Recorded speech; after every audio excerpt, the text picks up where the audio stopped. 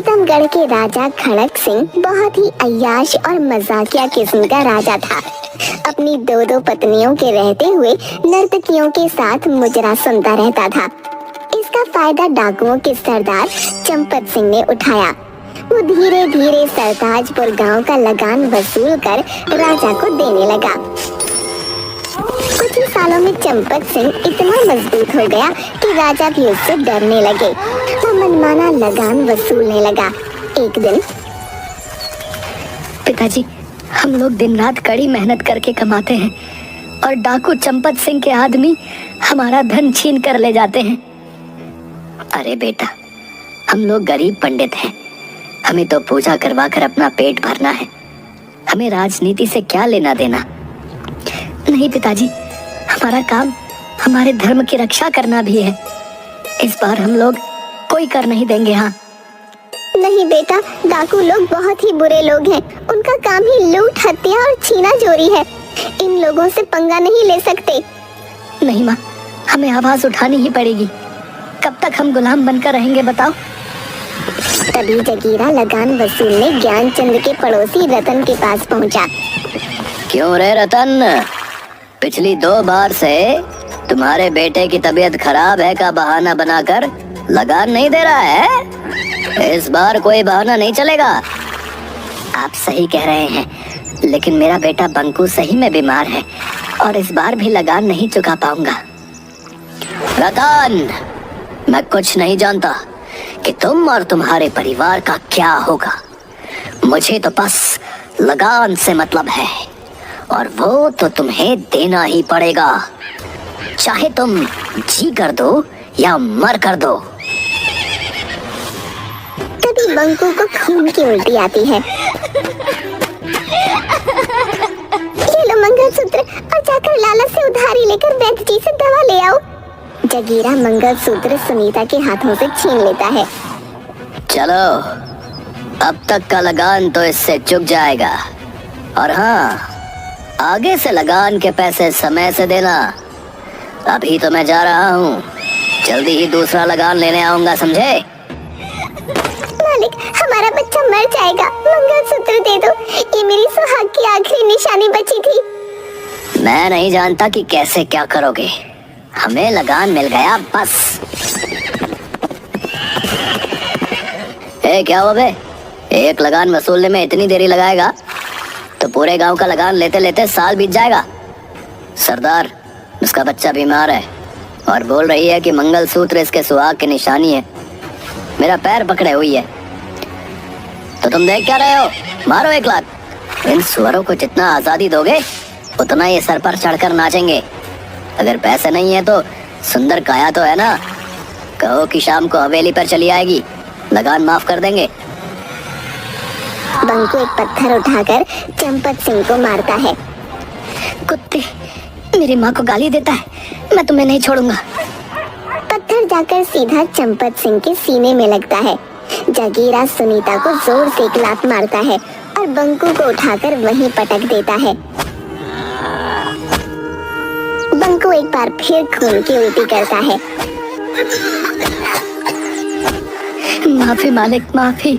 बच्चा है, माँ के बारे में गंदी बात सुनकर तैश पे आ गया मालिक। इस हरामजादे की इतनी हिम्मत कि सरदार पर पत्थर चलाया। इसको जिंदा रहने का कोई हक नहीं है। मालिक, अपना बच्चा समझकर छोड़ दीजिए मालिक, मेरे घर का इकलौता दीपक बुझ जाएगा। ठीक है, ओ जगीरा, छोड़ दे उसको, इसे ले चल उठाकर हवेली पे। दीपू का खून खौल जाता है।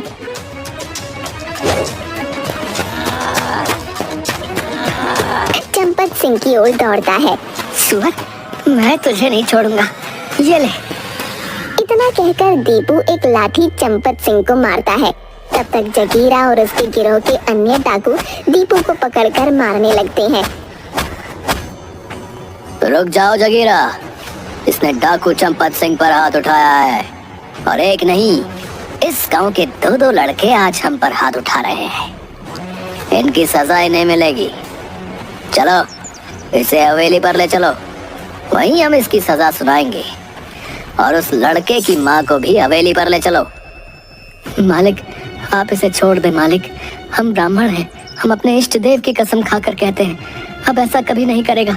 भीख मांगते हैं, हमें छोड़ दो, बदले में मुझे 10 कोड़े मार लो। चंपक सिंह उनकी एक नहीं सुनता। दीपू और सुनीता को लेकर वो अपने अड्डे पर चले जाते हैं।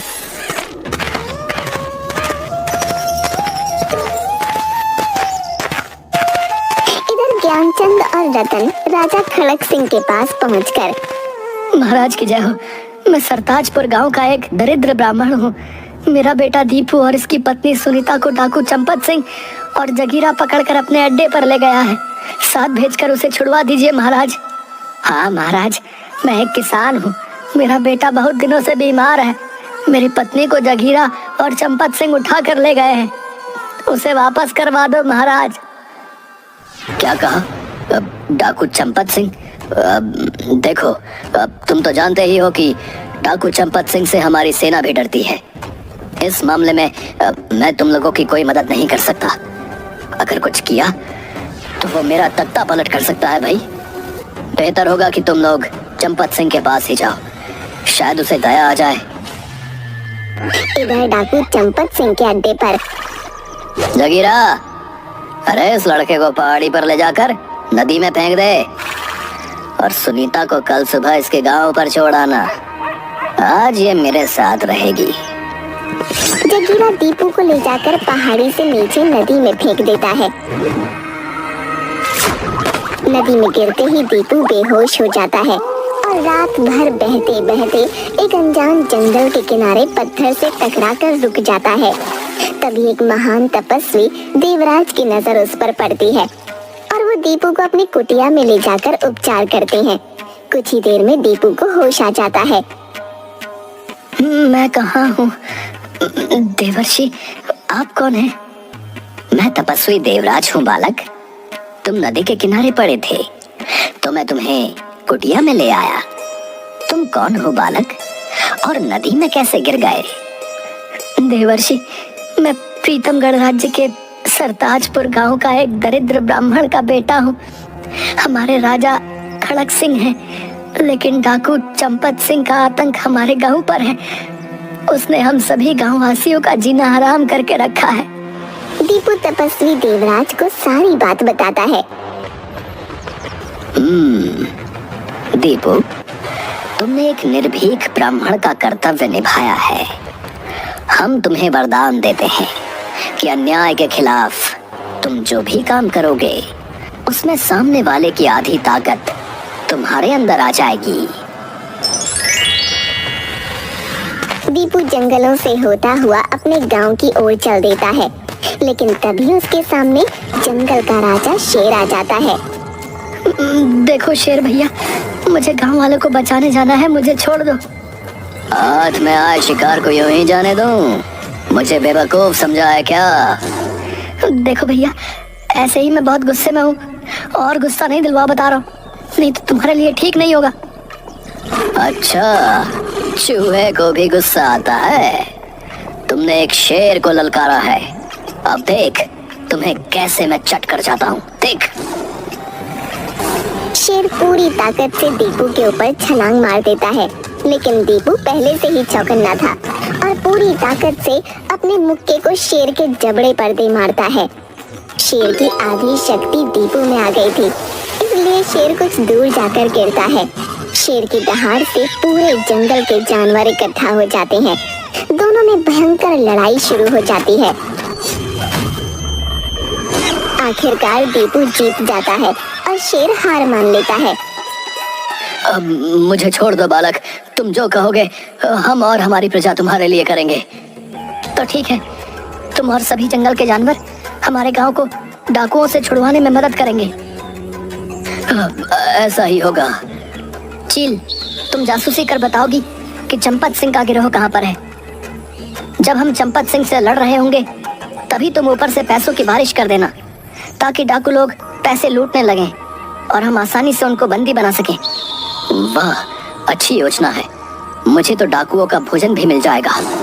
बंदर मामा, आप पहले से ही सभी साथियों के साथ पेड़ों पर रहेंगे। मौका मिलते ही डाकू का हथियार उठाकर भाग जाना। गजब, मुझे भी हथियार का डर नहीं रहेगा। निहत्थे डाकुओं का स्वादिष्ट भोजन, मजा आ जाएगा।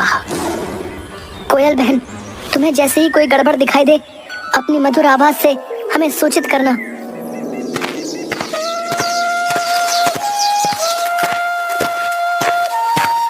अरे मेरा बेटा, जिंदा है तू? अरे ओ दीपू की माँ, सुनती हो? जरा बाहर तो आना, देखो कौन आया है। आपको कई बार कहा कि दीपू का नाम ना लो, मुझे उसकी याद आ जाती है। अरे मेरा लल्ला तो जिंदा है, मैंने तो आशा ही छोड़ दी थी। हम कल सुबह ही गांव छोड़कर चले जाएंगे, नहीं तो चंपत सिंह के डाकू दीपू को जिंदा नहीं छोड़ेंगे। पिताजी, अब हम नहीं, चंपत सिंह और उनके डाकू हमारे गांव को छोड़कर जाएंगे। नहीं बेटा, हम लोग उनसे नहीं जीत सकते। वे हथियारों से हम सभी को मौत के घाट उतार देंगे। पिताजी की बात मान ले दीपू, हम लोग चलते हैं कहीं दूसरी जगह। अरे जिंदा बचे तो कहीं भी रहकर अपना जीवन गुजार लेंगे। हाँ बेटा, उस दिन सुनीता जगीरा को दांत काटकर भागकर जंगलों में जा छुपी। चंपत सिंह और उनके डाकू रतन के घर पर आए और सुनीता के न मिलने पर दोनों बाप बेटों को मार पीट कर गांव से निकाल दिया। दीपू ज्ञानचंद को अपने साथ हुई घटनाओं के बारे में बताता है। ज्ञानचंद और विजया को विश्वास दिलवाता है कि वो और जंगल के उसके साथी मिलकर डाकुओं को गांव से मार भगाएंगे। दूसरे दिन सुबह में कोयल आकर कूकने लगती है। पिताजी, लगता है खबरी ने डाकुओं को बता दिया कि मैं आ गया हूँ। कोयल, तुम जाकर जंगल में खबर कर दो।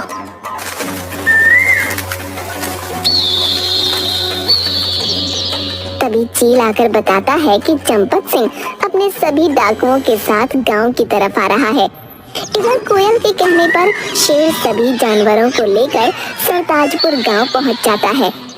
सभी गांव वाले घबराकर इधर उधर भागने लगते हैं। गाँव वासियों, जंगल से ये जानवर हमारी मदद के लिए आए हैं। आप लोग घबराए नहीं, अपने अपने घरों में सुरक्षित रहें। बोलो बालक, अब हमें क्या करना है? सबसे पहले शेर भैया, आप लाला के घर जाकर उसे हड़का कर पैसे ले आओ और चील को दे दो। फिर सभी जानवरों के साथ छुपकर डाकुओं के आने का इंतजार करो। चलो, ये काम तो मैं यूं ही कर दूंगा। शेर जैसे ही लाला सेठ के घर में घुसता है, पूरे घर में हड़कंप मच जाता है। सारे नौकर इधर उधर भाग जाते हैं। सेठ तिजोरी छोड़कर कमरे में बंद हो जाता है। बंदर मामा जाकर उसमें से सारे पैसे लेकर एक कपड़े में बांधकर चील को दे देते हैं। तभी कोयल कूकने लगती है। चंपत सिंह जगीरा और डाकुओं के साथ वहां पहुंचता है। पंडित, हमें मालूम है कि तुम्हारा बेटा जिंदा बचकर आ गया है। चुपचाप अपने बेटे को सरदार के सामने ले आओ, नहीं तो हम तुम्हारे घर को आग लगा देंगे, समझे? मैं भी तुम ही लोगों का इंतजार कर रहा था। अरे तू क्या निकालेगा? मैंने तुम्हें बिल से निकालने के लिए जानबूझकर तुम्हारे पास खबर पहुंचवाई थी। अच्छा, तो चींटी के भी पर निकल आए। ए जगीरा, पकड़ कर लाओ उस पंडित के बच्चे को। आज सभी गांव वालों के सामने उसे जिंदा जलाएंगे, ताकि आज के बाद कोई सर नहीं उठा सके। अरे जगीरा, फिलहाल तो अपनी जान की फिक्र कर। साथियों, आक्रमण! पेड़ों पर से अचानक बंदर सारे कूदकर शोर मचाते हुए डाकुओं पर टूट पड़ते हैं और उनके हथियार लेकर पेड़ पर भाग जाते हैं। तभी सभी जानवर एकाएक डाकुओं पर आक्रमण कर देते हैं। शेर को देखकर सभी जान बचाकर इधर उधर भागने लगते हैं। तभी चील ऊपर से पैसों की बारिश कर देता है। डाकू लोग पैसा लूटने लगते हैं। अरे हरामजादों, अरे पैसा छोड़ो और युद्ध करो। शेर कई डाकुओं को घायल कर देता है और उन्हें खा जाता है। सारे डाकू मारे जाते हैं। भागता काहे कमीने? ये ले मेरा फौलादी मुक्का। मुझे छोड़ दो, मुझे छोड़ दो, ये शेर मुझे खा जाएगा। वो कुछ सोच पाता इससे पहले सारे जानवर इस पर टूट पड़ते हैं। जगीरा के साथ चंपत सिंह भी मारा जाता है। गांव वालों, सभी अपने घर से बाहर आ जाओ। सारे डाकू मारे गए। अब हमारा गांव दरिंदों से मुक्त हो गया है। सारे गांव वासी खुशी से नाचते हुए अपने अपने घरों से बाहर आ जाते हैं। राजा खड़क सिंह सरताजपुर गांव को लगान मुक्त गांव घोषित कर देता है। कुछ दिन बाद रतन भी अपने परिवार के साथ गांव वापस आ जाता है। सभी खुशी खुशी रहने लगते हैं।